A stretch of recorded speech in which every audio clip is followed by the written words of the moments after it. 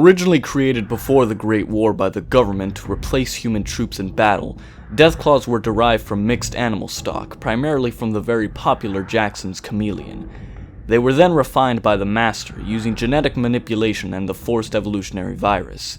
The resulting creature is incredibly fast and powerful. Around 2161, Deathclaws were still considered mysterious and legendary creatures to many.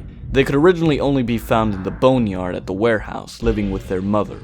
Later, as the Deathclaw population grew and began to spread across the continent, the Deathclaws stopped being perceived as legendary beasts and started to be seen as just another dangerous creature. Deathclaws have a hunchbacked bipedal reptilian build with long humanoid arms. They stand roughly 9 to 10 feet tall with a thick and resilient hide, powerful muscles, and 12-inch long razor-sharp claws that can kill almost any other creature in only a few swipes, hence their name. They have an excellent sense of smell and hearing, though their eyesight is poor. Their build gives them incredible speed, agility, and strength in close combat, making them an extreme threat.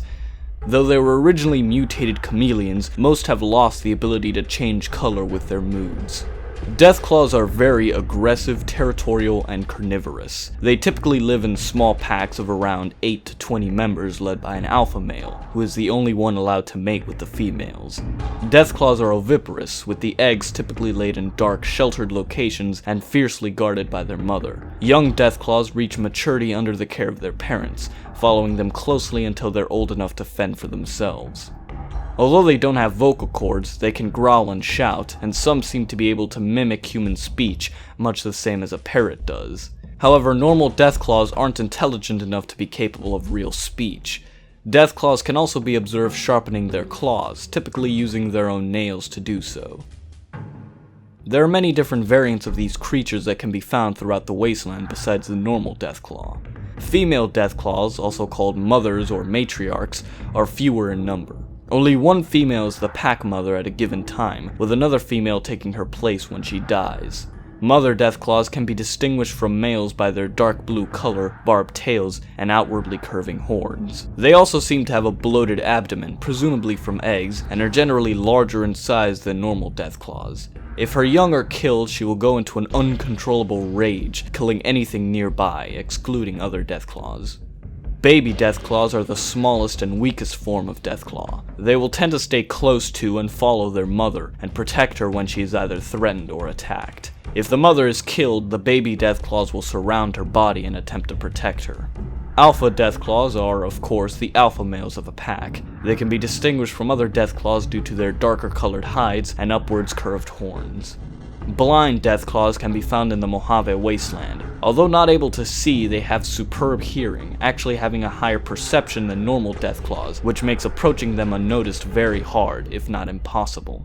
Glowing Deathclaws are found in the Commonwealth and are highly irradiated versions of the normal Deathclaw.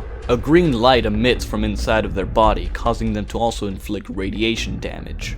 Chameleon Deathclaws are a rare variant of the creature that, as of now, have only been found in the Commonwealth. As their name suggests, they've retained the ability to change color depending on their mood, a trait lost during the species mutation from Jackson's Chameleons. In addition, they are able to use this ability to turn themselves nearly invisible and ambush their prey.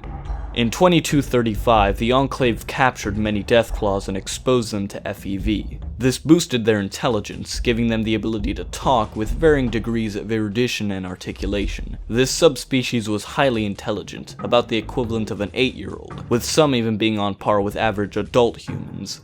Their learning capacity was very high, and they were capable of abstract thought and reasoning. Although they did not have vocal cords, the Deathclaws seemed to mimic human speech in the same way a parrot does. Socially, they had a rigidly hierarchical, peaceful, pack-based ethical code. They were extremely loyal to the pack as a whole, treating it as a family unit rather than having individual families. Fights within a pack are unheard of, and the pack's leader controls many aspects of life, such as choosing and matching female and male Deathclaws for reproduction. Oddly enough, Deathclaws are not subject to sterility from FEV exposure. These intelligent Deathclaws rebelled against their creators, and as such were ultimately exterminated by an Enclave team led by Frank Horrigan. Albino Deathclaws are extremely rare, so much so that it was once believed that only one of its kind ever existed. Of course, they possess very pale hides and red eyes. The first, and for some time thought to be the only known albino Deathclaw, was actually an intelligent Deathclaw known as Goris. His albinism was actually caused by an FEV mutation, and he had a darker gray colored hide as opposed to the pale white hide of other albinos. He was a curious and scholarly creature, wearing a hood and cloak to disguise himself amongst humans due to their habit of shooting Deathclaws on sight. He also possesses a telepathic sense connecting him to his brothers. Goris is also the only known intelligent Deathclaw to have survived Frank Horrigan's massacre. Other unique, often extremely powerful and dangerous Deathclaws have been noted to exist around the Wasteland, such as the legendary Deathclaw of Deadwind Cavern in the Mojave Wasteland, or the savage Deathclaw of the Museum of Witchcraft in the Commonwealth. It's even been said that a very different subspecies of hairy Deathclaws reside in the Midwestern United States, ones which have independently mutated to become extremely intelligent and self-aware, to the point where it's rumored that a pack of them actually joined the Brotherhood of Steel. But now that would just be ridiculous, right?